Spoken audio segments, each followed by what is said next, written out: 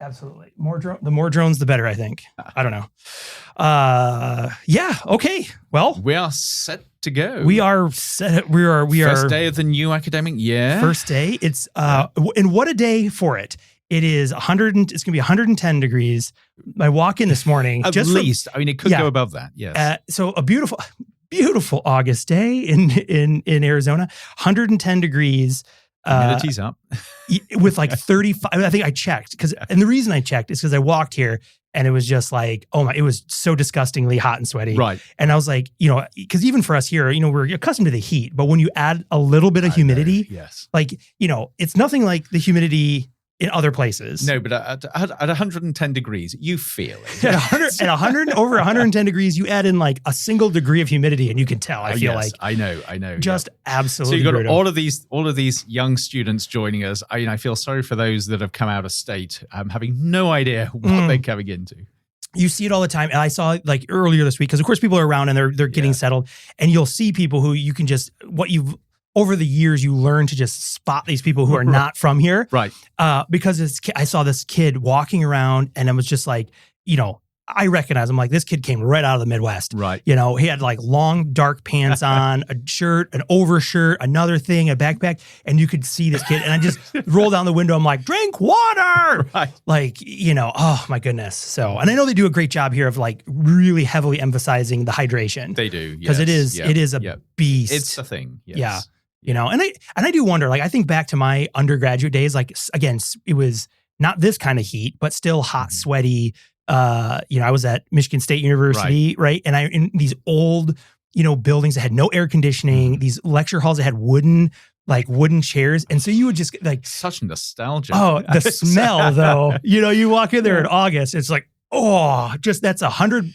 Yep. That's 100 sweaty bodies sitting in like an amphitheater with like... I never had this in the UK. I mean, 68 degrees was a hot day. Yeah. No, I just remember everyone would take their backpack off and you could see exactly where their backpack had been with like the sweat, the sweat outline. I'm like, oh yeah, that, I guess that's just the rite of passage in August. I guess it is, yes. University starts. But, sensible countries start in September. I'm not disagreeing with that one bit because I think that is a lovely time to start because you have all summer to kind of just have summer and then you start get into the fall. That's right. Yeah. Well, that is a thing, and we'll probably touch on it again at some point because it's always a thing here when fall starts and then here the air quotes, the inverted commas, because we feel no difference. Right. And all of a sudden, like, places like Starbucks and all these other places are they're like cozy up with a pumpkin spice latte. And I'm like, it's 106 degrees outside. Right. And you walk into this, the storefront and they've changed all the decor and the theme over to this like, let's cozy up. It's getting chilly outside. I'm like, chilly? Have you lost your mind? It's over 100 degrees outside. But so for any new students listening, this is what you've got to look forward to. It's normal. The thing that will still boggle my mind is it'll be, let's say, it's mid-September or something like that. It's still going to be over 100 degrees.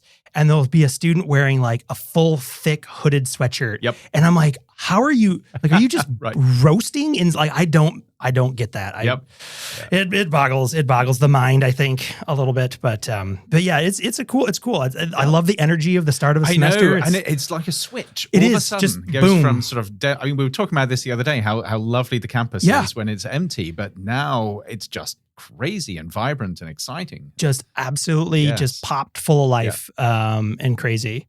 But yeah, and I think also today, I think we have a lot of fun stuff to talk about. And unlike our previous episodes where we say we're not going to talk about AI today, and then we spend the next hour talking about AI. So we are not going to talk about AI today. We're going to try to avoid it because the topic itself doesn't have anything directly to do. We need the equivalent of a swear jar. Every time we mention AI, there's like a clink. Yes. We're gonna, we would self-fund a lot of, we could get those drone cameras we want by just self-funding how many times. But before we get into that, I did want to bring, I have a toy. Little toy, yes. And I can't remember if I had mentioned it on the show or not. I know I've mentioned it to you many times. Yes. So I brought with me a little Geiger counter, which is now secretly I've always wanted one of these things. I remember playing with these in like physics class and science classes. oh, that was this thing. I was like, what? Who's calling? Right. But presumably when you used to play with them, they were the old types. They with were. With the tubes. wand. Yes. Yeah, and they were like big, clunky, and cool. So wait. You can't. It's not as quiet as it's all. Yeah. Let's take. Well, it's good that it's good actually that it's not ticking like crazy. Tick, yes. But it's fun. One, I've been carrying it around and turning it on because I'll see if I can position it so like camera can kind of see it or something. Yeah. If you're watching, but you got to say why. Why are you so obsessed? So the background is I've always wanted one because they're just cool. Yeah. But the real reason is because I had inherited a beautiful piece of photography equipment. So it's darkroom equipment for the old film days when you would have to develop and print your own stuff. And a lot of those things, because you're in a darkroom, there's no lights. So there's a lot of timers for things. So when you have to basically put stuff in a bath, you want to keep it in there for a minute, 2 minutes, whatever. There's these cool timers and they have illuminated dials. So you can see it in the dark. And one day, I inherited this from my grandfather, and I never thought anything of it. It's been sitting on my shelf, 10 feet away from me for years. And then I don't know I can't remember who it was, but someone had said like, oh, does that, because it glows. This is where paranoid Sean kicks in. Yeah, well, you can see how it devolves, right? So here's a glimpse. Is someone had said, like, oh, it's like those old watch faces. And I thought to myself, I was like, you mean the ones with radium on them? Yep. And then I started thinking, I'm like, well, how old is this thing? And I have the box, and I had, and so then I'm like, okay, I need to get to the bottom of this. So I look at it. I can find the serial number, whatever. I look it up. I try, I do what you do. You're like, let me go to Google. And it's like, that product was manufactured with that serial number from like 1930 to 1968 so it's or something. Probably right on the cusp of when they were still using radium. So, and the result was, probably doesn't have radium. Yeah. And I say, okay. But you can tell if you put it in a dark room and it's still glowing 8 hours later, it's got radium. And it didn't do that. So I thought I would be safe, but I would sit there. So this is what would happen then.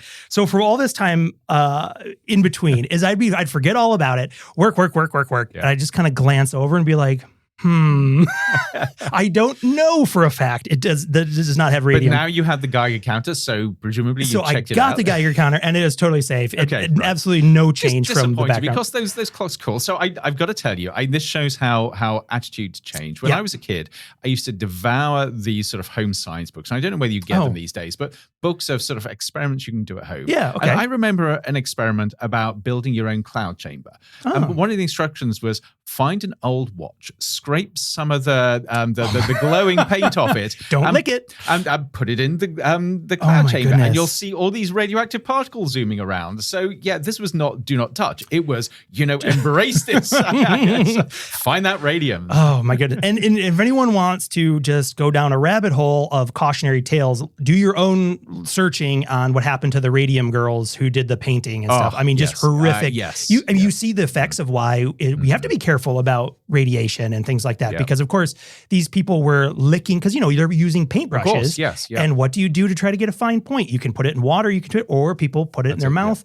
And so, I'll spare you the details. But that's the nasty stuff about these. And I can't remember whether radium is alpha, beta, or it's almost definitely alpha or beta. But the trouble is you get that into your body, especially, I'm not sure about radium, but something like cesium, it gets into the bones and it's there forever. Yeah. And those radioactive particles are just eroding the cells around that forever. You can't get rid of it. Yep. I mean, like I said, if you're one of those people that likes medical horror stuff, go for it. If you don't, if you're like me and that makes you a little nauseous, stay away from it. Read about it. Don't look at the images. I know, and of course, sorry, this is a total rabbit hole. But you remember the polonium-210 poisonings, which is really nasty. These cases where people have been intentionally poisoned with polonium-210, which is an alpha emitter. And of course, once it's in your body, you can't get it out again. But the thing with that is, going back to my aerosol days, we used to use polonium-210 as a deionizer all the time. Interesting. To be able to buy these things and just sort of pop them around. Yes. Wow. Yeah. Well, it is fascinating just how things have changed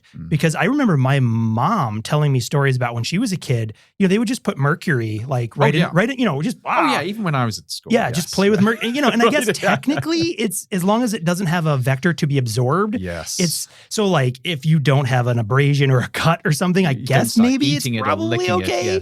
But I mean, I look at my hands, I'm like, there's a cut. I mean, like, oh my gosh, the Mad Hatter waiting to happen, know? There we are. But crazy. But anyway, just in case anyone was curious, we are currently sitting at 21 counts per minute. So we are well within the normal safe range is totally fine. But it is, so what I find myself doing with this now is I'm like, well, now that I have it, everywhere I go, I set it up to I'm fascinated. You ought to go out into the desert and check the rocks. I'm curious because I had watched, so this particular one comes from a company in Seattle, but their little video had somebody going around and they had, I forget it's like trinium or something like that. And it's the sand from New Mexico where they were doing the nuclear testing. Right, yes. Because of the heat and the radiation had fused the sand into a rock. Okay, yes. And there's like red and green.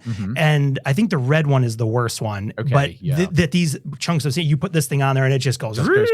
Right through the roof. But same, I'm going back to the Midwest where we both spent some time. Basements there, you always have your radon checks. Yep. That's, I living out here too, I'm like, well, because that's such a common thing is like, oh, do you have your radon meter or whatever? Yep. Or have someone come do the radon? And you're like, what is that? Why would you do that? But yeah, we used to have a lot of pockets of radon.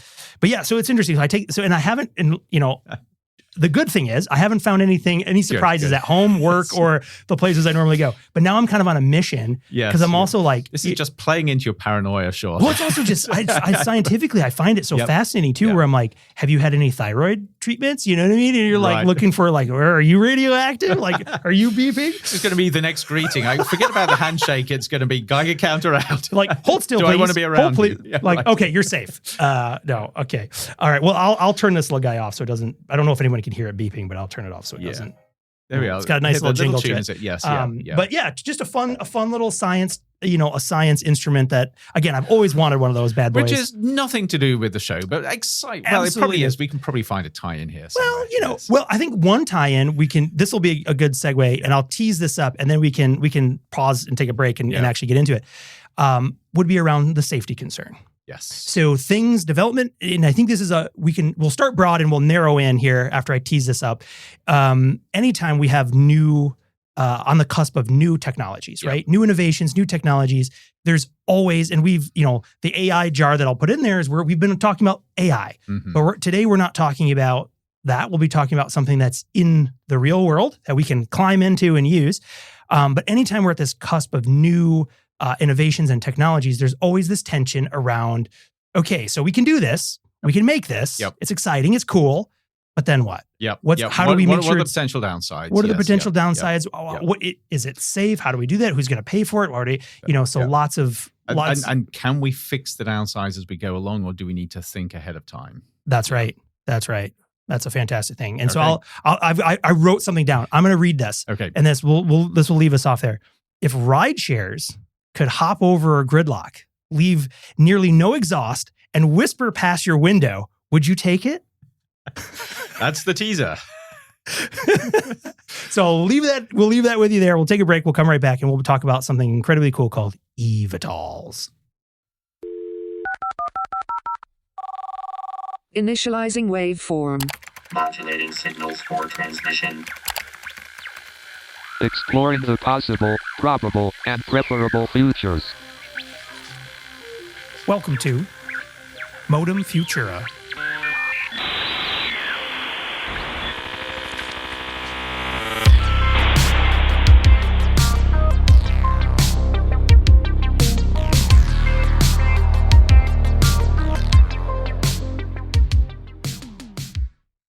All right, Andrew, this is going to be fun. So we're not talking about, I think we're going to hold true to the no AI, at least not as a main topic.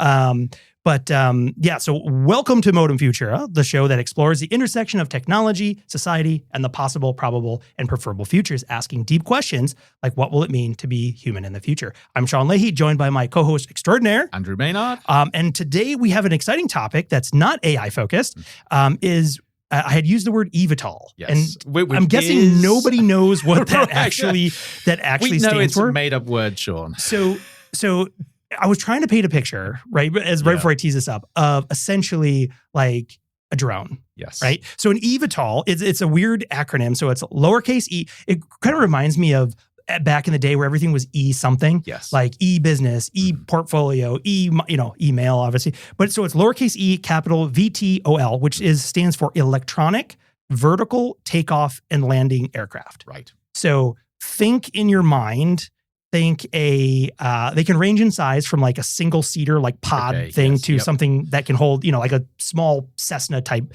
thing. Yep. But it is basically a drone style quadcopter-ish thing. That can carry people around. Yeah. And it's electric. And it's electric. Hence, I guess if it's not, it would just be a VTOL. Right. which have been around for a while. So it's funny. Again, this is a tangent, but it comes back to this. I remember as a kid growing up, sort of reading these books with vertical takeoff and landing aircraft. And of course, there have been military aircraft like that. But there were these early experiments with what looked like a bedstead. With sort of rockets in the stand sort of lifting up. But we've come a long, long way from there. So we're no longer looking at rocket-powered bedsteads. We're looking at sort of these sort of small sort of personal drones or drones for small numbers of people. Yeah. And I think, we had, going back almost a year, we had done a fun episode where we jumped into a Waymo and did that. Yes. Now, no one has offered to give us a ride in an eVTOL yet. But there are companies making But things. there are. Yes. And of course, this is part of the conversation because now we have organizations and even governments beginning to look at how you can create the infrastructure for these. Absolutely. And I think that's kind of what I think the tee off for today is to one, we can define kind of like what these things are, how they work, what are the opportunities, what are the challenges, but also kind of go through like the promise and pit traps of these, right? Because some of these are considered they're personal, as well as like air taxi type things. Right. Are they autonomous as well? I hate to say this. This might bring the AI in. Sure. But I'm imagining this thing where you have your own personal eVTOL and you just get in and it takes you where you want without a driver or anything. So I think it's worth, and so contrary to a lot of our other episodes, I actually did some research for this one because I'm not an expert. Don't tell people that. Yeah. Well, never mind. I am you can't see what's on this. This is just pictures of puppies and stuff. But I'm not an expert in eVTOLs. At least you weren't until you put it into ChatGPT, and now you're. Although I will say some of the scary thing is like if you want to fly one of these bad boys, you don't have to be an expert either. In fact, if one of them, the quote is. Let me find that real quick because it's pretty entertaining because you're looking at these things. And so we'll get into this, I think, in a little bit, but this is coming from one of the main sort of manufacturers of these things with the headline, "No pilot license needed. Training is required." All right. So I think because you had asked the question about the autonomy. And I think, so in the category, so maybe it'll help to kind of unpack like the eVTOLs and where they sit. So they themselves are a category, which can be human piloted or autonomous. Okay. So being an eVTOL does not make it autonomous. Just like cars, we can have autonomous cars and self-driven cars. Yep. They are, however, and I'll put all these links because I did the work to pull these out. I'll put these links in there. So they sit inside the broader Advanced Air Mobility, or AAM, ecosystem for low altitude passenger or cargo services. Okay. So this is an area. It is regulated. Yep. It does fall under the Federal Aviation in the United States anyway. Yep. Falls under the Federal Aviation Administration, and they're treated as powerlift aircraft. There's been a final rule just back in October of 2024 that set pilots and operation rules and training requirements. Okay. So before then, these were really experimental. Yep. Now they're getting much closer to they're getting much commercialization. closer Yes. Yep. to and have some actual like FAA rules and regulations around them. Yep. What I will say right off the bat, the thing that makes my stomach sort of turn and you get you really clench a little bit is the fact that like training and learning how to use these is optional. They're still considered basically an experimental vehicle, which, which we can talk. I'm sure we'll get to that when we talk about some of the dangers and things like that. But also just worth defining in this category for people who aren't understanding. So again, I think I'd mentioned there's basically two main categories. And it has to do with their size and capacity. Right. So one is a personal, which means it's considered like an ultralight. So if you can think of other ultralight like these aircraft with the wings and a great big fan behind you. Yeah, these really cool, these like little personal glider, the types with like the parachute and the fan on the back kind of thing. So these very ultra lightweight single seaters, things like that. And to which there's a couple, Pivotal, Helix, and the Jetson 1. Okay. And we're going to come back to the Jetsons. Yeah.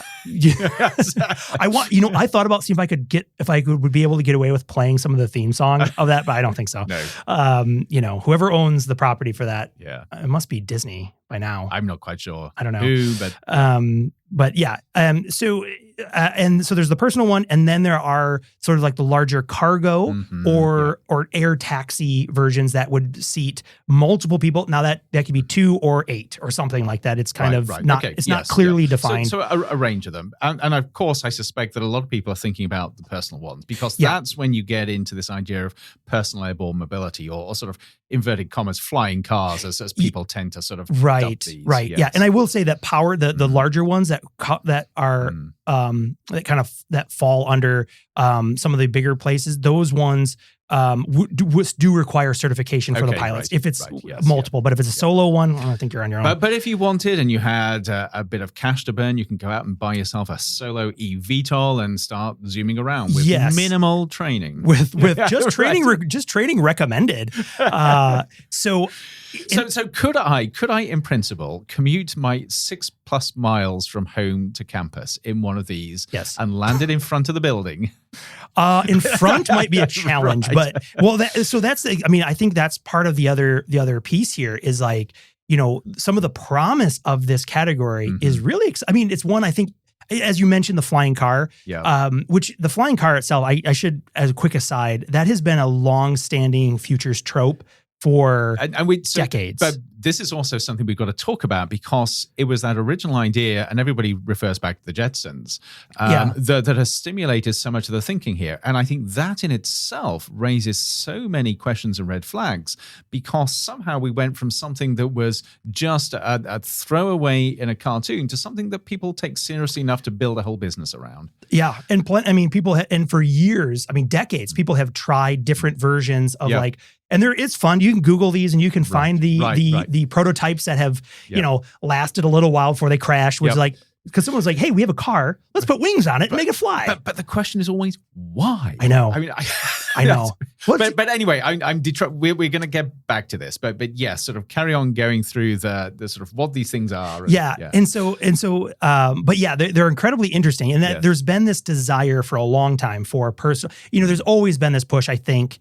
Especially in the United States anyway, in terms of the innovative history of the automobile and things, is to find more ways of transportation. Also because, one thing that this country has, does have is a very large amount of land. And so it is, if you want to get from point A to point B, that's an expanse. It takes a long time. And one of the things now is like, also with like the congestion of, cities and things like that, you can see there's I'm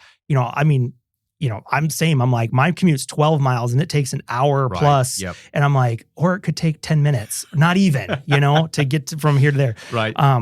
But yeah, so I thought too, I could also share a little bit of just like the short background of these things. So again, we've had these dreams of like the Aero car or these things, and it goes back to essentially the Aero car's first flight was in 1949. Wow. So sort of, this kind of really ridiculous, post-war flying car dream.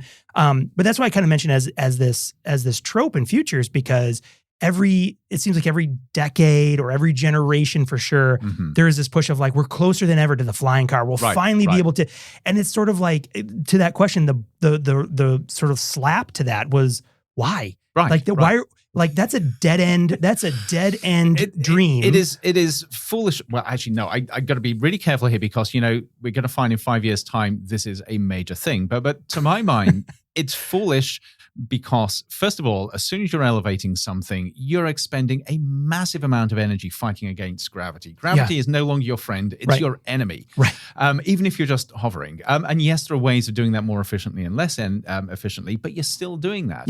And then you've got to sort of navigate getting somewhere, which is fine if you're the only one. If there are hundreds of thousands of people doing this, it gets complicated. Then you've got to land somewhere. and you've got the final mile problem. So almost definitely as this infrastructure develops, you're going to have to travel to somewhere where you pick up your thing. You're going to have to fly somewhere. You're going to have to park it. And then you're going to have to get to where you're trying to go. Yep. So we have a massive issue of infrastructure. I mean, besides this, I've got some dedicated time to spend on the safety. But yeah, I mean, you have these challenges right away. And again, just wherever you are in the world, as long as you're not driving, jump. Feel how much energy it takes, and try to stay elevated as long as you can, and feel how much energy it takes to keep yourself. The gravity suck. Or if you've got a low hanging tree branch or something, or a door jamb, hold on to that and see how long your forearms can keep can fight the gravity that's pulling you back down. Yep. And so because I instantly when I look at this, one of my gut reactions is I compare it to riding motorcycles. Mm-hmm. Riding like personal watercraft, like jet skis and things like that. Yep. So if you look at the jet ski, for example, right, you have basically a motorcycle on water, ton of fun. I used to have these guys, I used to borrow people's motorcycles. I used to have jet skis, whatever. I used to, I had lots of fun. However, you're always aware that if there's an issue, like say you have an accident or something, you now have the normal sort of challenge or trauma or whatever of the accident itself. Right. But now you're also in the water. Right. Yes. Right. So that level ratchets up this amplifies things. So now, and I mean, if you think about how many times you've had a car, and maybe there's people out there that are fortunate enough who have never had an issue, a flat tire, a battery die, an alternator go out on you, whatever. But now imagine you're doing that and you're at 500 feet in the air. Gravity is not your friend at that point. It is a brutal reminder of a constant, right? 9.8 meters per second squared will meet you to the the ground. I just total aside, I years ago, I went skydiving with some friends back in Michigan. Actually, it was really fun, a ton of fun. And, of course, there's this like nervous energy the whole time. And to lighten the mood, these jump instructors who they do this, I mean, it's insane. They'll do like 10, 20 jumps a day. Right. It's insane. They go, they land, they pack, they go, they land. It's crazy. So they can, they're always trying to lighten the mood. And, you can probably, my face probably said, I'm like, I'm doing this, but I'm like, and I was first out with a plane, which is kind of fun. Anyway, they said, oh, don't worry. It's always it's the second bounce that kills you. So they're like, you're like, wait, what? So it takes you a minute. And you're like, wait, what? They're like, try to grab the grass on the first hit. And you're like, okay. And then you start thinking about it. You're like, okay, wow. Okay, thanks guys. But yeah, I mean, you have this issue where if suddenly, like from a safety perspective, if there's any issue, and that's assuming everything is done well, the maintenance is done well. I mean, we have a long-standing history of aircraft aviation and the intensity of the regulations in terms of maintenance and making sure these aircraft and are even the design worthy. And the design, they're meant. I mean, you look at an aircraft compared to a car and how long that aircraft can be serviceable is insane because of that intense maintenance. I don't know. I don't own a plane, so I don't know off the top of my head what the inspection schedule is, but I know it's intense in terms of having those things sort of created. But yeah, I mean, just kind of coming back to the history of like how we got here, right? So we've had this dream of flyable cars. The electric and autonomy era has really pushed a lot of these things forward. Being able to make things, especially the motors and the engines, lighter, smaller, but powerful, and for their weight to power ratio, but also the control. And so you look at the link with personal drones, the quadcopters, and that's the biggest one. See, that's it. So what we had quadcopters come into sort of personal drones, and all of the control technology there. So you don't need to be able to sort of fine tune them. The autonomous systems do all of that. You just need to tell it where to go. And now we're seeing that scaling up. Not only that, though, if you look at any sci-fi movie from the last 10 years or so, the transportation is almost always a version of the quadcopter. So now you're sort of seeing these drones influencing science fiction, influencing the manufacturers that are creating these eVTOLs. Yeah. And now, I mean, I think you hit it too, because that's like, so why now? Right. This category is a really great case study or example of sort of the convergence of the technology. So all these different technologies coming to bear. One is, I'm sure somebody sat there because, we have the DJI drones that people are familiar with, right? These little small personal quadcopter types. But if you've ever seen commercial ones, they can get quite large, and they have like the octocopters. I mean, these are so when you see these beautiful sort of stabilized aerial footage, a lot of times those are done. I mean, you can do incredible stuff with a consumer grade stuff, but some of the industrial ones, I mean, they can carry these very heavy camera payloads and things like that. And it doesn't take long before you're like, but I could stand on that. Right. And then, there's always someone who's like, I bet I could do this. I bet, hold my beer moment. Like, give me a drone big enough and I'll fly across the right.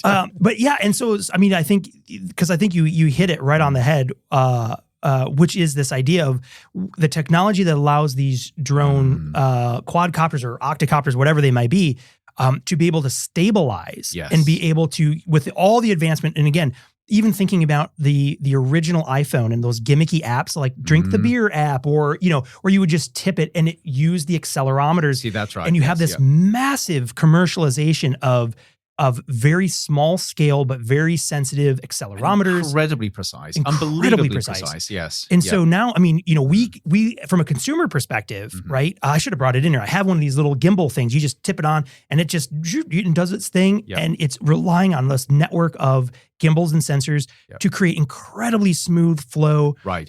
You say, look this way, and it just does everything. It balances the weight. And of course, the result is we now have the technology. So you can create something that you can put a person in, and you could tell it, I want you to fly from here to there, and it does it. It deals with 99% of what it takes and does it incredibly smoothly. Yep. Until something goes wrong. And then, it used to be, there's a little bit of schadenfreude of watching these videos where people, like, it's like the drone fails. Where people are like, either like, all right, first flight, and it just goes plop right into the water or something. Or it just goes up and disappears. It just goes up and it's gone. Now, so you're like, that's funny when it's someone's like $200 drone or something. Not so funny when you're like, I'm going. When your kid's in there or your partner. That's right. You're like, bye, honey, bye, kids. Daddy's going to work the first time on his eVTOL. Zoom. And that was the last anyone ever heard of Sean. Right. Yes. They found him, scraped him off the side of the, the road somewhere. I don't know. But but still, what's crazy now is we do have this technical capability, which again also leads to some of for me, that is a little unsettling, the lack of like pilot licensure, because you don't have to be a helicopter pilot. Yep. For at least not, I don't know what the training is for like the commercial ones, but for these individual ones, it's just the assumption that these quadcopters, I think that's the basic configuration, will work. Yep. Gone is that dream of making an automobile that sort of converted into an airplane and all this. There is a company that does that. Really? Yeah, it's a Californian company. Never mind. It's dream won't die. Really quite bizarre. And we'll have to find the link for this. It is a car where it'll drive along the road, and it can flip into airborne mode, and it can sort of lift up about 100 feet into the air and actually fly across obstacles, and then come down and carry on flying again. Wasn't one of the founders of Google invested in one of these? Isn't Eric Schmidt or somebody? May well be, yes. You can probably find it that rings a bell. as we chat. Well, I think, I think everyone has probably had a similar thought when they've been bumper to bumper into a traffic jam, is like, if only I could lift up. Oh my God. Where's that cartoon lever where like my car grows the stilt legs and just walks over? That's it, yes. Or this. It's just been like, all right, everyone, buckle in. We're going airborne. I could definitely see that, but I think it's really cool because right now, from a technological perspective, this is really interesting. Yes. And I'll share the link to some of these. I'm looking, you can order a Jetson 1, which is this really cool, like I say this, I'm like, these look dangerous. These look like a bad idea. I want one. You look at this thing. Forget about the Geiger counter. Oh my gosh. So yesterday. You know what? I will do a service. I will attach the Geiger counter to it and comb the desert. Okay, but you can buy one of these, or you can pre-order, or there's a link. Let's see. Order a Jetson 1. Oh my God, I'm doing it. Oh my God. That's not even that bad. Due today, $8,000. Full price, $128,000. Oh, right. Okay. Which I kind of expected it to be a little more than that, just given what it is. But that's still quite a chunk of change. I changed my mind. That is a lot, because when I'm looking at it, I'm looking at the pictures closer. I got see, they did good marketing. The header on the website is like the first person view of in the cockpit, and it just looks amazingly cool.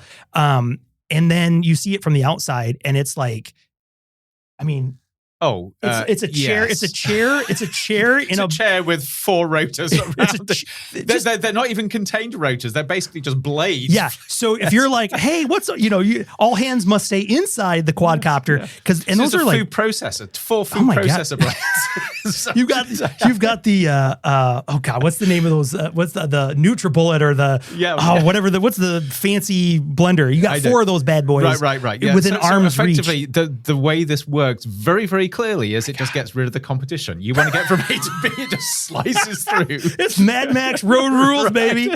And also optional extra, it actually goes up in the air as well. And right away, I'm looking at this image, and I'll put all these in the show notes so everyone can see. But the pilot who's wearing it looks like he's wearing like a dirt bike helmet. Okay. Which that doesn't seem like that would be sufficient at 500 feet and however, I don't know what the top speed of these things are.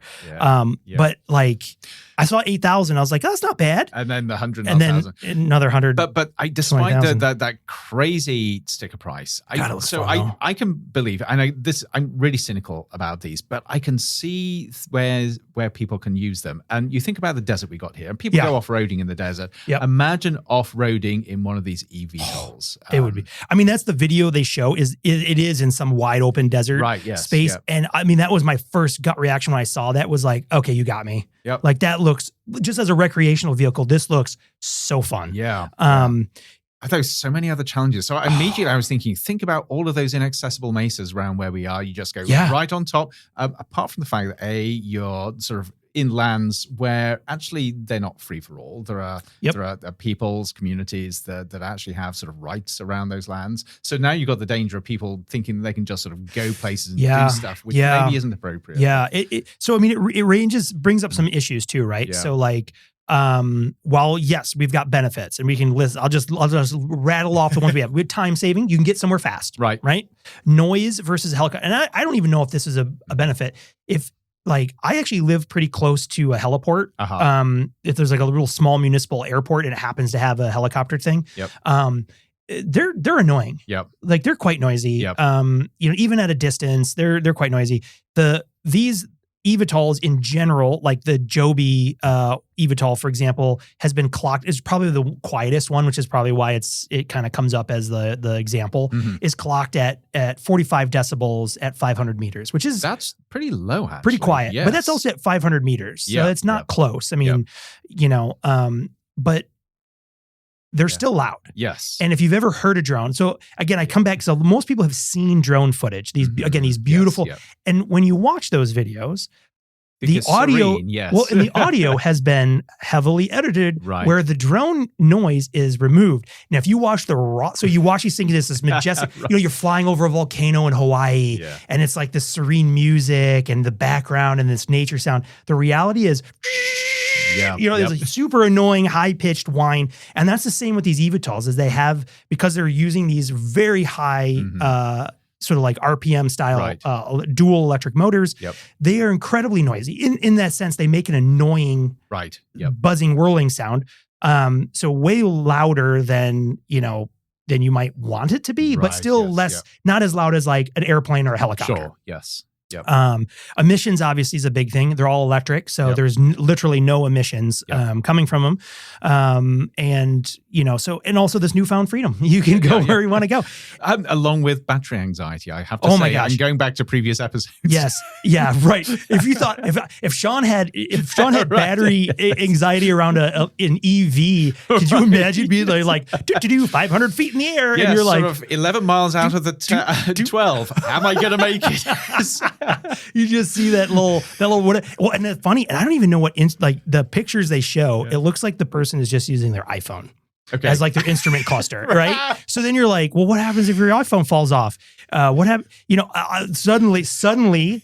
Like the bravado of like, I want one is you started to replace going with like along with your iPhone in front of you at 5% power. But but especially if you're actually using your iPhone to steer it as well. Oh my God. Well, and out here too. I mean, have you had this happen in the cars in Arizona where your iPhone just shuts off and it says it's too hot and the phone has to literally, and I'm like, could you imagine being out in the desert, 115 degrees, maybe and 200 feet up. 200 feet up and your phone just goes, too hot. Right. And you're like, what? I don't know. But yeah, I mean, the safety things, I mean, right off the bat, and these are, and I say these right now as these are personal safety concerns, not even the environment where this thing ends up on the ground. Yeah. Yes. So right now I've been talking about this in this use case of like out in the middle of nowhere having fun with this as a recreational vehicle, right? You still have issues of, again, anything happens, you've got gravity, to remind, again, 9.8 meters per second squared, reminding you very quickly of how fast that you'll reach terminal velocity at 120 miles an hour, plummeting right down to the ground. Right. But then also I'm like, even with these exposed things, I'm like, what about bird strikes or or you get too close to that tree line or that thing you can't see. The power lines that scare the life out of me. Yeah. Well, I mean, and you see these every once in a while, these horrible situations where like a hot air balloon or something hits a power line. Could you imagine? Yep. But then, of course, we move into these things operating, because some of the goal here with a lot of these companies that are pushing these, yes, there's a lot of, they're sort of spreading the spectrum here of like fun, personal, like, instead of a dirt bike, you get one of these you can fly around, all the way to these like executive, you step in with your, your fancy tailored, Louis Vuitton suit, and the autonomous one takes you from rooftop to rooftop, skipping the unwashed masses below you. That's right, yes. In this luxury, sort of travel. It's for the top tier professors. That's right. Still waiting on my invitation. Maybe the college dean or maybe above that. Yes. They're like, no, you can hang on, like an action movie, you can hang on the skid and drag behind us.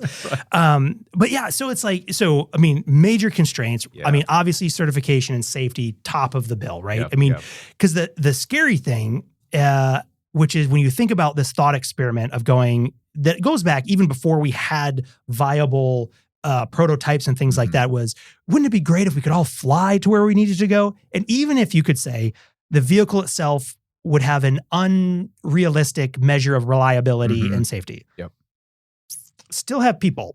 Still have nature. You still have the randomness of the chaos of the world to which we live. Right. Weather, animals, obstructions of things, people, whatever. Yep. Like, again, automobile accidents, as horrible as they are, we have a rough sense of how to handle those in terms of vehicle safety. I mean, it's never perfect. And we've learned as humans over the years sort of how to navigate others on the road. And this is one of the things actually with cars that amazes me. You look at the injury rates and the death rates, it's appalling.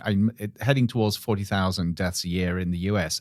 Apart from the fact, when you compare that to the number of miles driven, it is unbelievably small. I mean, I cannot believe that we're living in a society with these death machines on the road and so few people relatively get killed, despite the fact that it's a lot. So humans are actually remarkably good, but we've learned how to do this on roads with four wheels around us. The question is, can we adapt to being in the air? And I'm not entirely sure we can do that fast enough. I have massive concerns about that. Yes. So, I mean, again, if you're, as a historian, if you look back, right, the number of deaths that happened, to people who got ran over by horse-drawn carriages, and then automobiles, because it wasn't like an uncontrolled accident. It was like people used to walk down the streets. Right. Right. Yes. I mean, that was, the streets were for people. Right. And then horses, and then carriages, and then eventually cars. And of course, anybody who knows that history will know that there was actually sort of laws put in place to prevent people being allowed to use those roads because the automobile ruled. Yeah, it did. And it was and also, I mean, this thing is bigger, heavier, faster, harder to stop, less, so I mean, the reason you're not allowed to just walk out in front of traffic is because of the cars. Yes. But then of course, as we had that technology in our space over time, all of the things, the way we built cities, the way we planned cities, the way we, all kind of built up around. Of course. And that, of course, is a beautiful segue. I'm probably sort of preempting your beautiful flow here. But scrap it. But what I find interesting is, all of this at the moment feels hypothetical. We have the technology to build these. There are companies trying to do it. However, the thing that I think is also pivoting is over the last couple of years, we've gone from serious people and even sort of policymakers sort of shifting from this is a crazy idea to this is real. So now you're beginning to see concerted efforts to talk about how you build infrastructure for the flying car future effectively. Yep. Yeah. And I think one thing that was interesting is, look, like I was at a presentation a little over a year ago that was talking about some of the advancements at the time of these exact, the eVTOLs. And I think it was in Dubai, and I think it was at an event. I can't, maybe it was like the Future Forum or some large of, there's lots of large events that happen in Dubai. But one of the key things is they were basically demonstrating, I think it wasn't an autonomous one, it was a piloted one, but the eVTOL taxi. Yes. And so in establishing these routes, and at the time where they have been operating over water.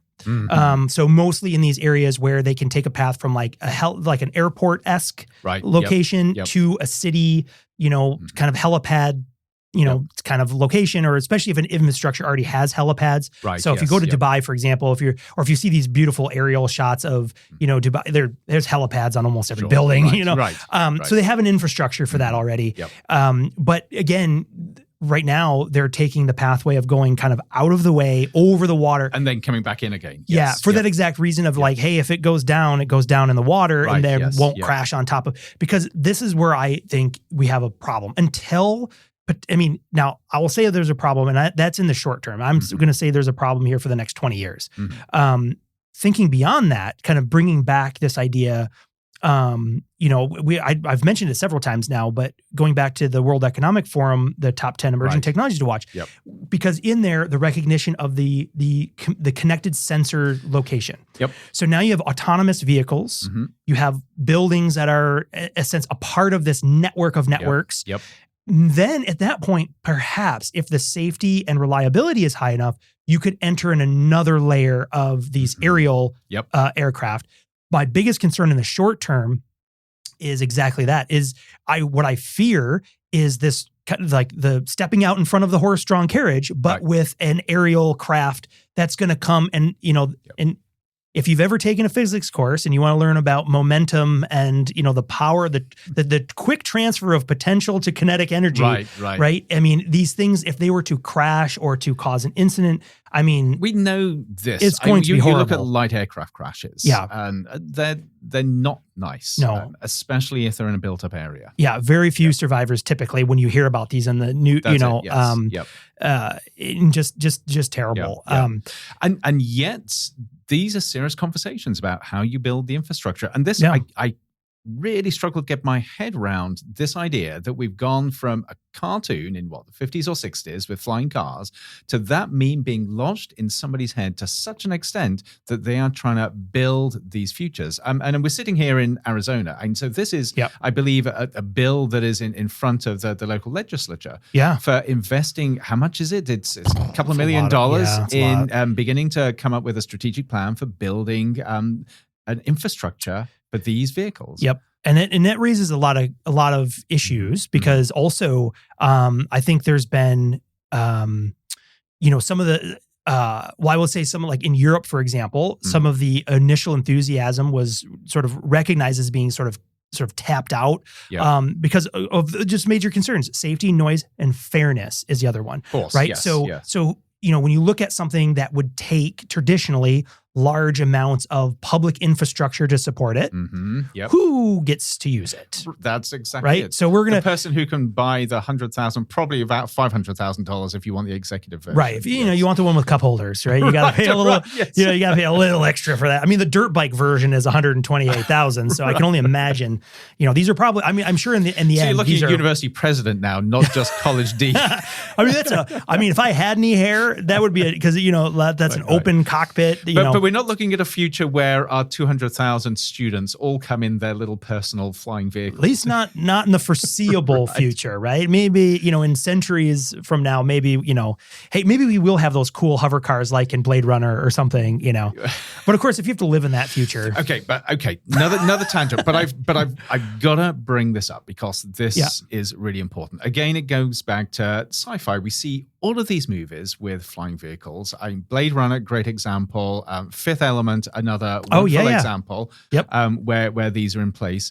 All of these fictional accounts require anti-gravity technology, which we do not have. Let me just be very, very clear. We have very crude technologies for elevating things where we're fighting against gravity. All of the movies we see, apart from the ones that use quadcopters, use anti-gravity technology, where the vehicle effectively cancels gravity out. Right. If we could do that, great. Yeah. We cannot. We don't even have the physics that allows us to do that. That's a good point. That is a complete, not only is it a complete fantasy, we don't scientifically even truly understand gravity. Right. Like it's still, we understand its effects, but we still don't truly. You realize tomorrow we're going to have the first email saying, I have invented anti-gravity. Here is my technology. Please test it out. Hey, if that happens, that's sweet. Oh, yeah. Oh, believe me, people like me get these emails on a regular basis. I've solved it. But no, I think that's key because, again, you have these issues of, equity and access, right? So if we build these things, who's building them? Where the privacy and security, right? So what happens when you have these things as security concerns? I mean, we already have, if you fly commercially, as if somebody hacks it. Yeah, hacks it, uses it for nefarious purposes. I mean, cross interference. You've got that teenager with his little sort of quadcopter drone, and all of a sudden your thing starts getting these signals. Okay, not to fuel anyone's fear about this stuff, but there has long been standing a way of hijacking drones in the air. It's sort of a, and so, maybe you could, especially if it's an autonomous one. How do you? I can see the Reddit stream now. I wonder, would you be able to, I just think is there a parachute on this thing? I don't see one. So if the whole thing, just decides, nope. If it bricks, what happens? Yeah. Or software update.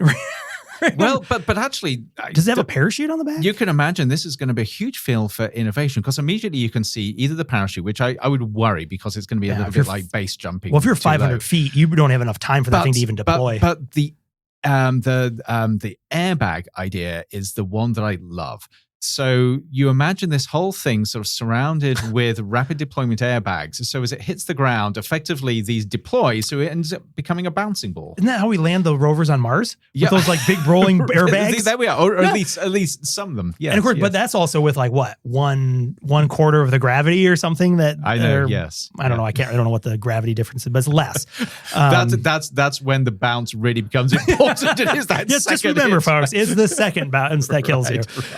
Right. So you have those issues. Then you have, the visual and ecological footprint. So cars are bad enough. Drones, even just with the recreational, camera drones and things like that, they are banned all over the place. If you've ever been in a park or, a place of natural beauty that you're trying as a person who's visiting, you're trying to soak in the atmosphere and you have this drone going through, and it is not a pleasant. You go to Yosemite, you find that quiet place in front of what is it? I forget what the big rock there is, and all of a sudden you got sort of 10 tourists zooming up. Yes. You could see how annoying that, and even residentially, there's lots of issues with drones going over people's backyards. Of course, because again, we have not grown up in a space where aerial transportation is for the masses. It's always been, by airplane, and an airplane is high enough where it doesn't feel, even if they fly over your house, the airplane is high enough where it doesn't feel invasive. But 100 foot?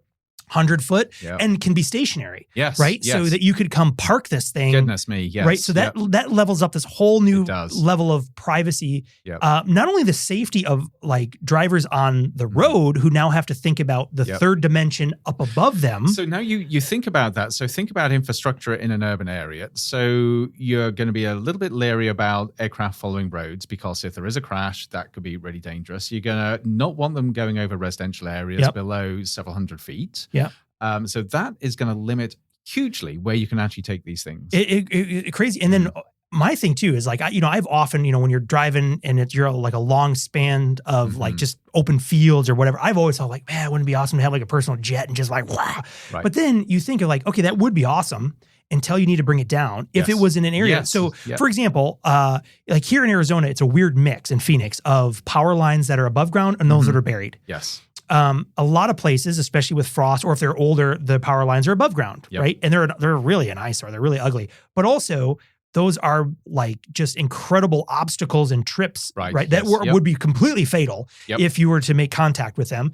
And so also like where you would have to, you have to have that infrastructure somewhere that would be the landing location, or how would you, how do you bring these things in? Yeah. So you have to bust this myth that you can just land these anywhere. Yeah. And if they are personally owned, again, with no licensure required, especially in the US anyway, like what's to stop you from just going, the shortest distance between two places, it's a straight line. So like instead of going around and having to follow like the highway or this like designated route, that's right, why would I not just go straight over the top? Yep. Right. And then, again, with that, what sort of wildlife are you displacing? Yep. Again, these are not as loud as helicopters, but they have a very very high pitch frequency. Yep. How does that affect the wildlife behavior? The birds, depending on the level of urban or rural area you are, so what does that do? Effectively, you're beginning to talk about, and people have talked about this, but roadways in the air. So sort of virtual roadways where you're only allowed to go certain ways and in certain forms.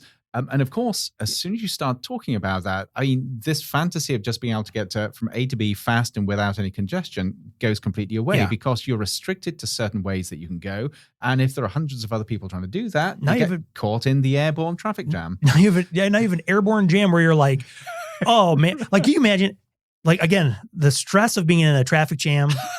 And you're like, your fuel light's already on. Right. And you're like, oh my God, I am 5 miles away from the next exit and we are not moving. Yep. And you're like, turn the air conditioning off, do this. And could you imagine being in your little helicopter and you're like, I've got 5% battery left. And you're just like, and you're like, just start like, it's the local equivalent of those airborne disaster movies where you're circling, you've got enough fuel for 5 minutes. The nearest airport is half an hour's flying away. Oh my God, I know. I'm like, oof, that stresses me out. Just even thinking about it stresses me out. Yeah. But yeah, and then again, also like the potential urban side effects, right? So if we do have this new investment in this like over the top travel, what happens to the expenditure on traditional things, trains, buses, and again, that kind of goes hand in hand with some of the issues with access and equity around these things, which is, fantastic. We've diverted, 60% of our city's budget for eVTOLs that 5% of the population can use. That's right. What does everybody else do? And of course, this is complex because if you're looking at private equity building these, that's money that probably wouldn't go into public transportation infrastructure anyway. So I think we have to be clear about that.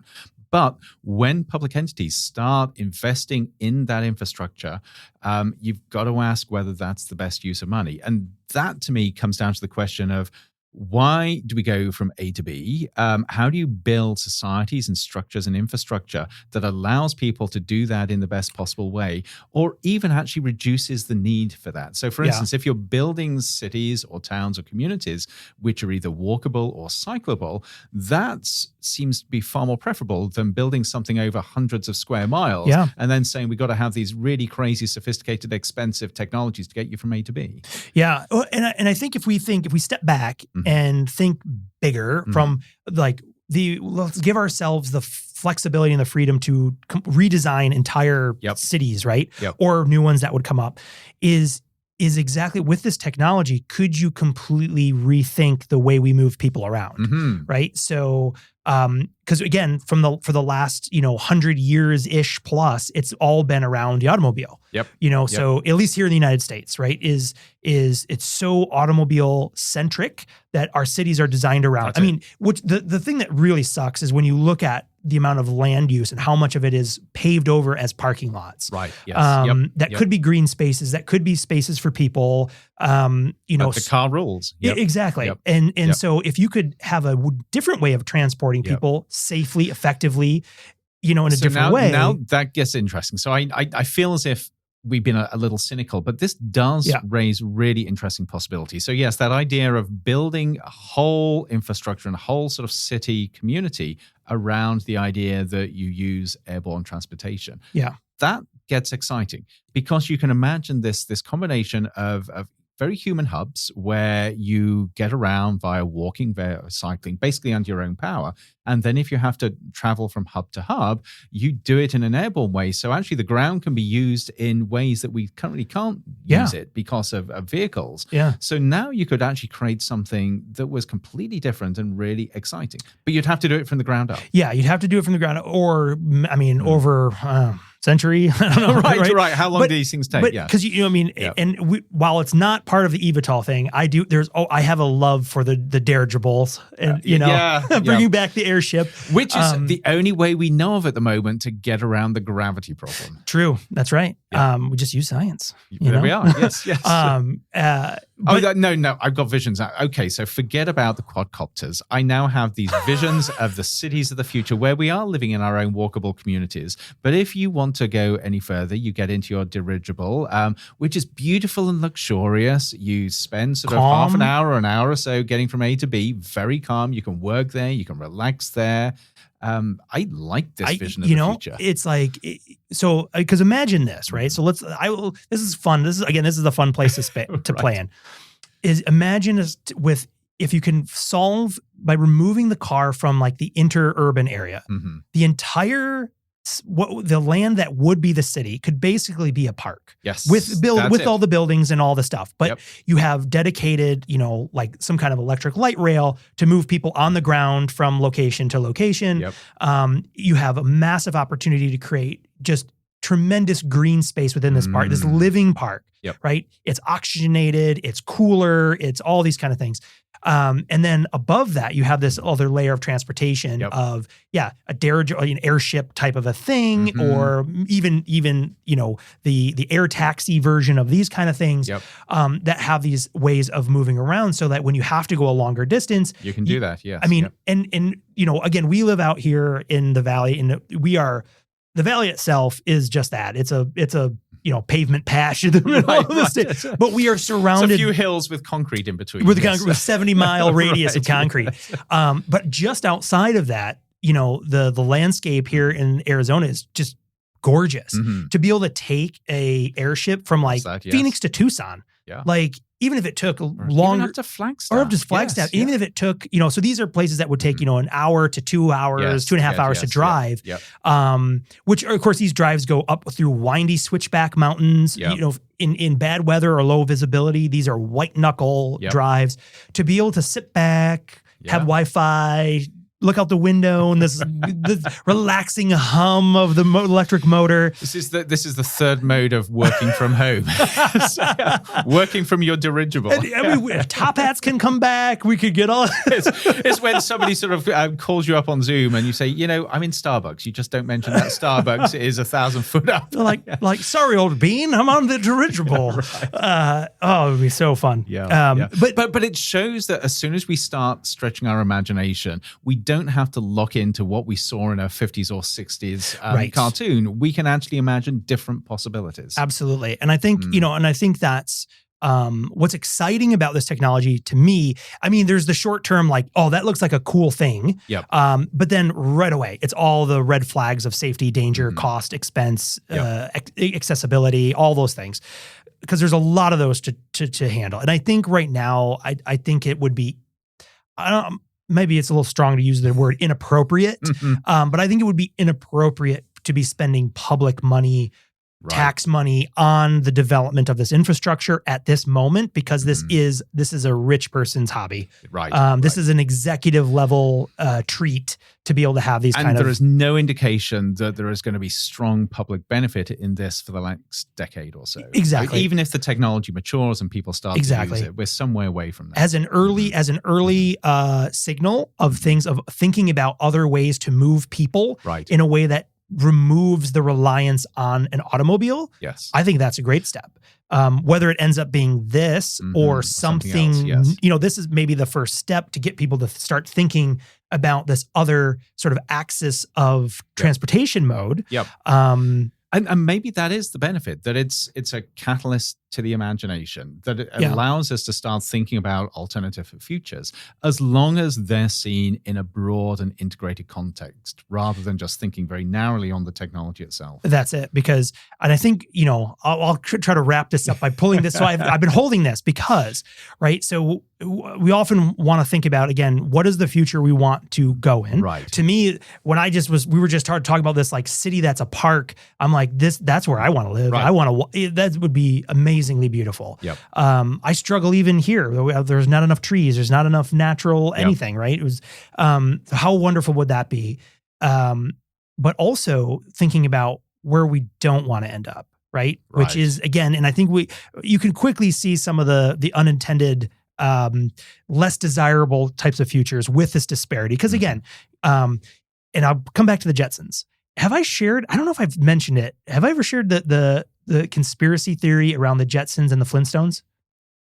We've talked about it. I'm not sure you've shared it online. So I don't know where this came from. Somewhere out there's this, there's always these like conspiracies around TV shows, right? There's some of them are fun. Like Saved by the Bell is all just in Zach Morris's head. It's the whole thing is an imagination.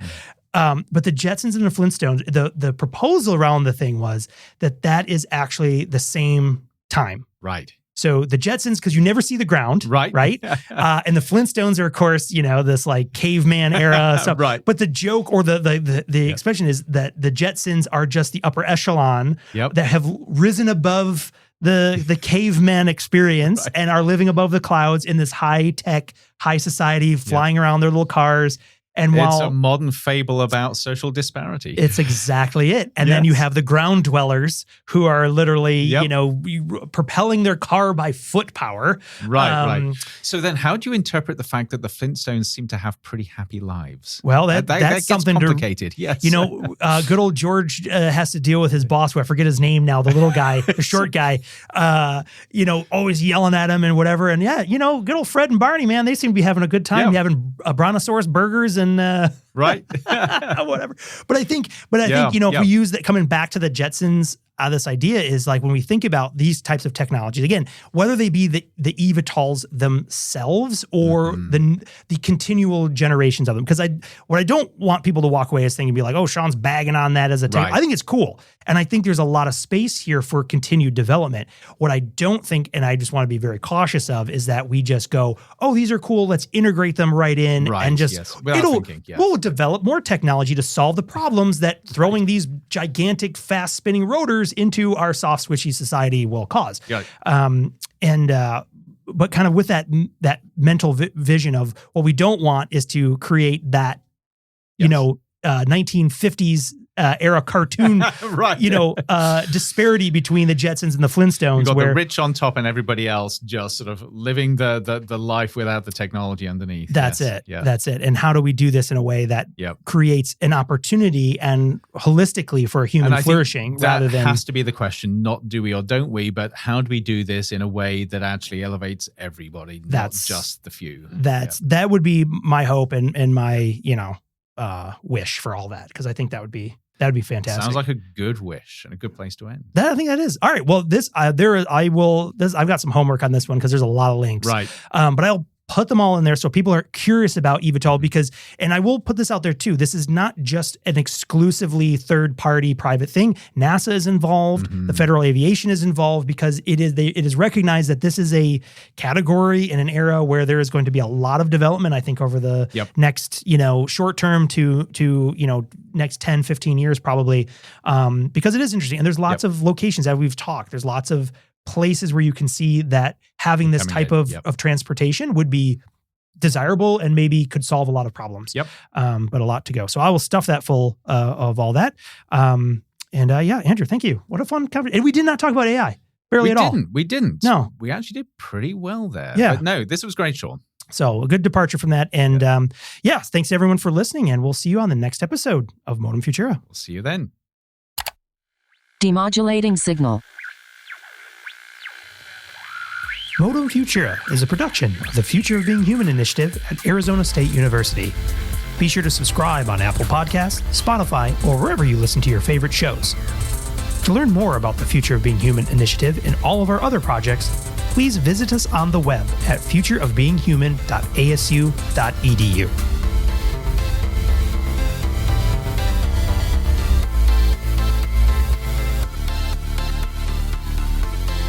End transmission.